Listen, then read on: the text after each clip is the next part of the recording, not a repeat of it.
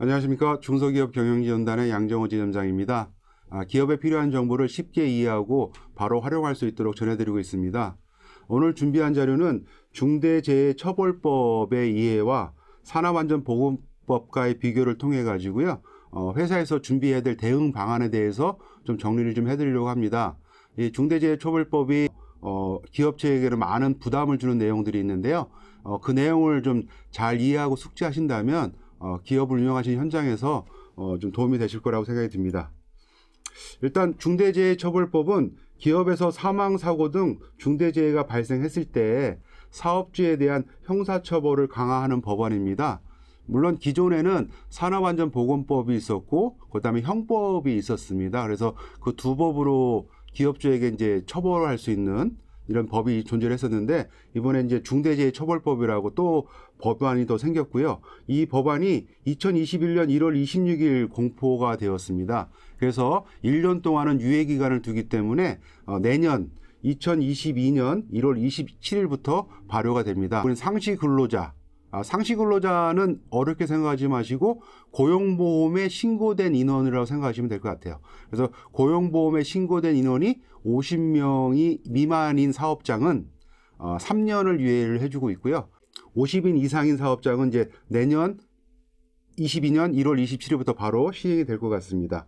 그 다음에 건설업 같은 경우에는 공사 금액이 50억 미만인 사업장도 3년 동안 유예를 두고 있습니다. 그러면 2024년 1월 27일부터 시행이 될 예정입니다. 여기서 예외되는 업종은 5인 미만 사업장들은 제외가 되고 있습니다. 산업안전보건법에 있는 처벌조항은 5인 미만도 해당이 되는데, 이번 중대재해처벌법은 5인 미만은 제외됐다, 이렇게 참고하시고요. 이 중대재해는 중대산업재해하고요, 중대시민재해하고 이게 두 가지가 좀 같이 합쳐져 있는 내용입니다. 그래서 중대산업재해는 사망자가 1명 이상 발생했거나 아니면 동일한 사고로 6개월 이상 치료를 요하는 부상자가 2명 이상 발생했거나, 또 동일한 유해 요인으로 급성 중독 등 대통령으로 정한 직업성 질병자가 1년 이내에 3명 이상 발생하면 중대산업재해로 보고 있습니다. 이거 참고하시고요. 중대시민재해는 사망자가 1명 이상 발생했거나 동일한 사고로 6개월 이상 치료가 필요한 부상자가 10명 이상 발생한 건, 또는 동일한 원인으로 3개월 이상 치료가 필요한 질병자가 10명 이상 나오면 이거 중대시민재해라고 보고 있다. 이거 참고하시고요. 처벌 내용은 사업주 및 경영 책임자라고 표현을 하고 있고, 여기 사망자가 발생하면 1년 이상의 징역이나 10억 원 이하의 벌금을 좀 매길 수 있도록 되어 있습니다. 처벌도 좀 무거운 감이 있어서 부담이 좀 되실 것 같은데, 부상 및 질병이 발생한 경우에는 7년 이하의 징역이나 1억 원 이하의 벌금입니다. 여기서 말하는 사업주는 자신의 사업을 영위하는 자고요. 타인의 노무를 제공받아 사업을 하는 자로 개인 사업자를 이렇게 지칭하시면 되실 것 같고, 경영 책임자 등이라는 표현은 사업을 대표하고 사업을 총괄하는 권한과 책임이 있는 사람, 또는 이에 준하여 안전보건에 관한 업무를 담당하는 사람, 그러니까 회사에서 법인사업자의 대표이사님이나 안전보건 담당 임원 등이 해당이 될 것 같습니다. 그래서 요 책임의 권한 이렇게 되어 있다고 보시고, 요거는 양벌 기준으로 해가지고 이렇게 책임을 갖고 있는 사업주나 경영 책임자 외에 법인에 대해서도 벌을 매기고 있습니다. 그래서 사망자가 발생하면 50억 원 이하의 벌금이 내려지고요. 그 다음에 부상 및 질병이 발생하게 되면 10억 원 이하의 벌금형입니다. 그러면 지금 말씀드린 이런 내용들은 형법적인 내용입니다. 형법적인 내용이고, 그러면 이런 사고를 인해 가지고 사망을 당한 직원이나 그다음에 부상이나 장애를 입은 피해자가 나왔을 거잖아요. 그럼 이런 피해자에 대해서는 손해배상의 책임은 또 별도로 생깁니다. 그래서 이걸 징벌적 손해배상이라고 해가지고 사업주나 법인 등이 고의 또는 중대한 과실로 안전 및 보건 확보 의무를 위반하여 중대재해 발생 및 손해를 입힌 경우에 손해액의 5배까지 배상을 한다, 이렇게 되어 있습니다. 이렇게 손해액까지 배상을 하고 있으니까 그런 부분들을 갖다가 참고하시면 되실 것 같습니다. 그 다음에 이런 제도에서 이제 이런 중대재해처벌법이 발효가 되면 이제 처벌을 좀 받아야 된다라는 부분들이 있으시잖아요. 예, 그러다 보면 무조건 내가 그 처벌을 받고 형사적인 책임을 져야 되는 거 아니냐, 이렇게 보시는 부분들이 있는데, 여기 나와 있는 4가지 조항을 준수하게 된다면 그 처벌에서 좀 그 경감을 받을 수가 있는 조항이 있습니다. 그래서 그 부분들을 갖다가 좀 보겠습니다. 그래서 1번 같은 경우는 재해 예방에 필요한 인력 및 예산 등에 대한 안전보건 관리 체계 구축 및 그 이행에 관한 조치, 또 재해 발생 시에 재해 방지 대책의 수립 및 이행에 관한 조치, 개선 시정 등을 명한 사항의 이행에 관한 조치, 그 다음에 안전보건 관계 법령에 따른 의무 이행에 대한 필요한 관리상의 조치를 하게 되면 대표님들이 그 처벌을 받는 거를 좀 경감을 받거나 아니면 처벌 대상에서도 제외될 수도 있는 부분이 있으니까 그 부분 참고하시고요. 그 다음에 내가 내 사업장을 이렇게 운영하는 거에 대한 부분만 있는 게 아니라 내가 이제 도급이나 용역을 주거나 위탁을 줄 수도 있으시잖아요. 예, 그런 부분들은 그 모든 걸 포괄적으로 다 책임을 지시는 부분은 아니고요. 대표님께서 그 운영하시는 시설이나 장비나 장소에 있어서 이런 중대 재해가 발생했을 때에 이런 책임의 부분이 발생하시고, 아예 용역된 회사의 장소에 용역된 그 장비를 활용하는 부분까지는 중대재해 처벌 대상에 들어가지 않는다는 부분들을 또 참고를 하시면 좋으실 것 같습니다. 그래서 기존에 시행되고 있는 산업안전보건법하고요, 중대재해처벌법하고 이제 비교를 좀 해봤습니다. 그래서 산업안전보건법의 처벌 대상은 안전보건관리 책임자입니다. 안전보건관리 책임자. 그래서 대표님이 계시고 안전보건관리 책임자가 있을 텐데, 또 이게 중소사업장 같은 경우에는 안전보건관리 책임자하고 대표님하고 그 같이 되기 때문에 같이 처벌 대상이 될 수가 있다. 그 다음에 중대재해처벌법은 사업주 또는 경영 책임자다. 이렇게 정리가 되시고, 산업안전보건법의 적용 범위는 전 사업장입니다. 1인 사업장도 대상이 된다는 부분이기 때문에 그 부분은 좀 조심하셔야 될 것 같고, 중대재해처벌법은 5인 미만은 지금 대상이 아닙니다. 5인 미만은 대상이 아니시고, 50인 미만까지는 3년의 유예기간이 있고요. 50인 이상이 넘어가는 사업장은 내년 1월 27일부터 발효가 된다, 이렇게 보시면 되시고, 중대재해 정의는 산업안전보건법은 사망자가 1명 이상, 3개월 이상 요양이 필요한 부상자가 동시에 2명 이상 발생을 하거나 부상자 또는 직업성 질병자가 동시에 10명 이상이 발생이 되면 중대재해로 보고 있는 반면에, 우리 중대재해처벌법은 사망자가 1명 이상 나오거나 동일한 사고로 6개월 이상 치료가 필요한 부상자가 2명 이상이거나 동일한 유해 요인으로 직업성 질병자가 3명 이상 나오는 거라고 해서 약간의 차이점이 좀 있으신 부분이고요.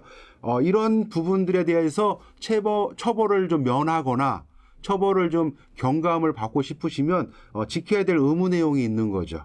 그래서 지금 산업안전보건법상에서는 사업주의 안전조치와 사업주의 보건조치 해가지고 예시가 나와 있고, 자세한 내용들은 시행령으로 좀 빠져 있습니다. 그건 나중에 참고하시고요.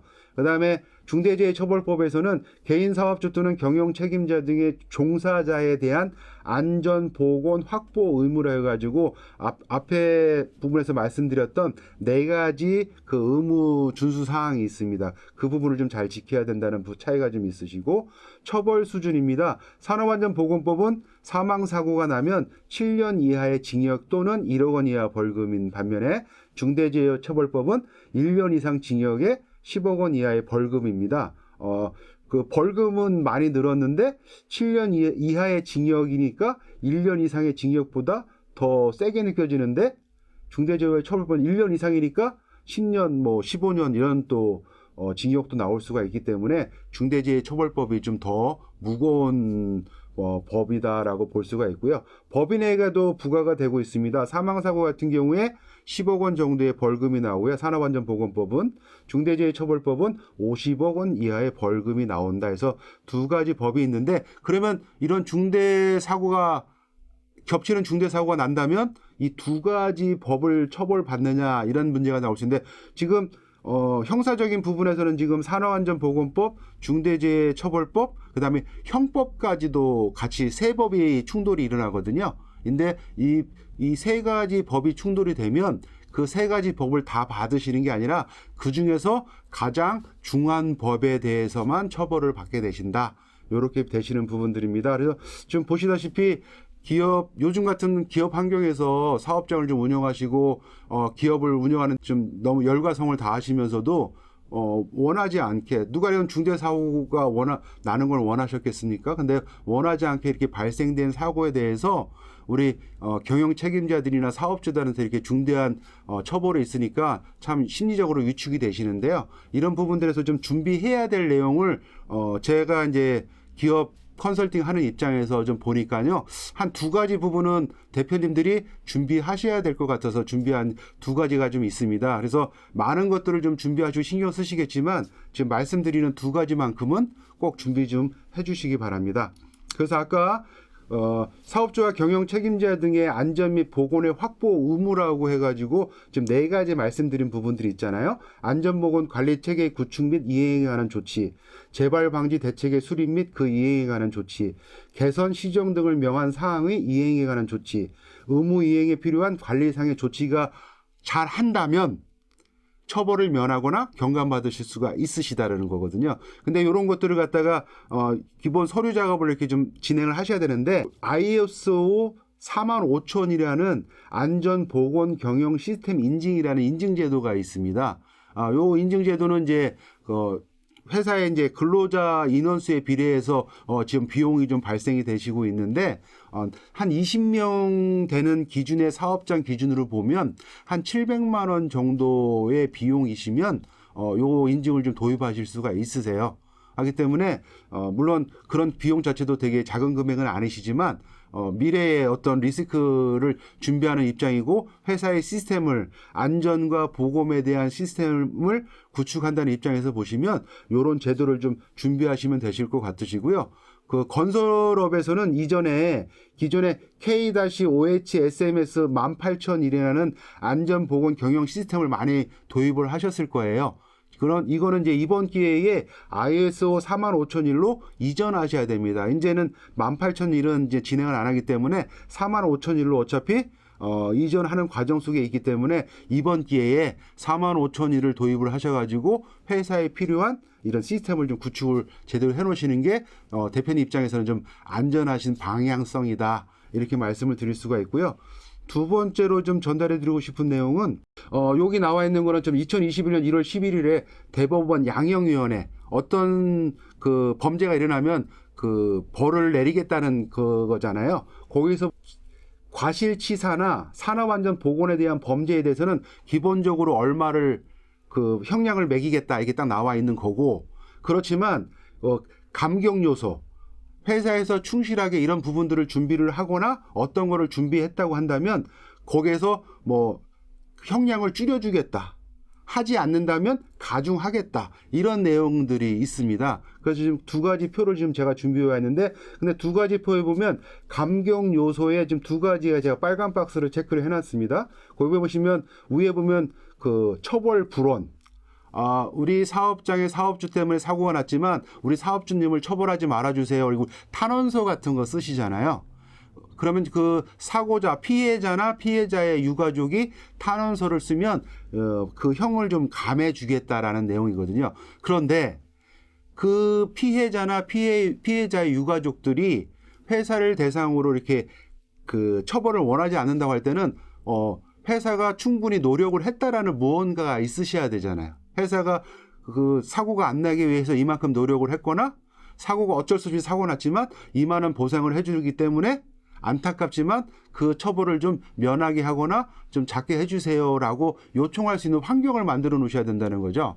그렇기 때문에 그 환경상의 문제는 앞에서 말씀드렸던 ISO 45000이라는 그런 제도를 통해 가지고 회사의 직원들한테 안전교육이나 시스템적으로 구축을 하는 노력을 한 부분과, 두 번째 밑에 보시면 감경 요소 중에 보험 가입이 돼 있습니다. 그래서 이 보험 가입은 좌측에 보시면 피보험자의 사고로 인한 손해배상금 전액, 나이가 40인 한 300만 원 받는 분이 만약에 이렇게 사고가 나서 돌아가셨다고 친다면 이분의 손해액을 갖다가 우리가 계산할 때 60세까지 받는 급여를 갖다가 손해액으로 볼 수 있겠죠.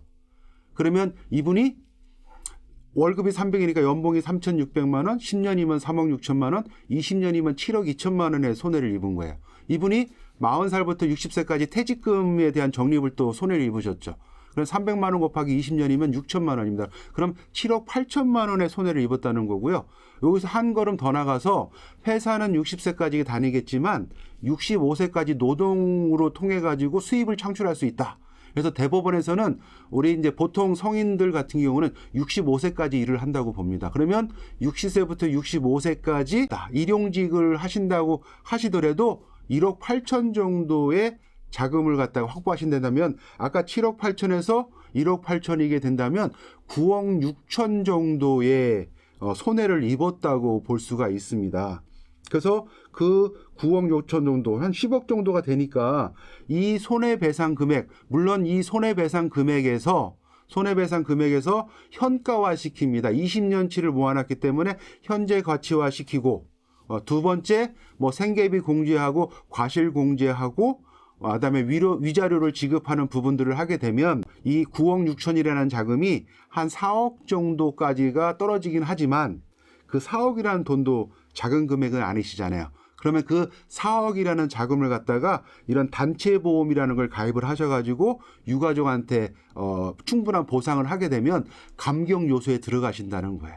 그래서 제가 이번 동영상 말고 이전 동영상에 단체 보험이라고 올려놓은 동영상이 있습니다. 그래서 대표님께서는 그 동영상을 참고하셔가지고 회사에 필요한 그 보상액 같은 정도는 회사에서 꼭 준비를 해놓으셔야, 물론 이런 사고는 절대 일어나시면 안 되시겠죠. 일어나시면 안 되지만 사고라는 건 누구나 예측할 수 없기 때문에 그거에 준비하는 입장에서 보시면 제가 오늘 두 가지 방안을 말씀드립니다. ISO 45000이라는 안전보건 경영 시스템을 구축을 하셔라. 두 번째, 피해자에게 충분한 보상을 할 수 있는 단체 보험으로 회사에 그 손해배상을 준비하셔라. 그래서 이 두 가지를 준비하시면 어쩔 수 없는 사고에서 대표님이 처벌받는 부분들이 극히 면제가 되시거나 감경을 좀 받을 수 있지 않나 해서 오늘 그 대응 방안을 좀 말씀을 드렸습니다. 그래서 오늘 중대재해처벌법과 산업안전보건법의 좀 비교를 통해 가지고 대표님한테 발생할 수 있는 리스크를 좀 말씀을 드렸고요. 그거에 준비할 수 있는 방안으로 ISO 45000이라는 제도를 도입과 단체보험의 제도를 도입하시면 대표님한테 그나마 좀 리스크를 해지할 수 있다는 영상을 올렸습니다. 요 자료 만족하시면 좋아요, 구독 좀 부탁드리고 항상 기업의 입장에서 생각하고 준비하는 동영상을 올리도록 노력하겠습니다. 오늘은 이만 마치겠습니다. 감사합니다.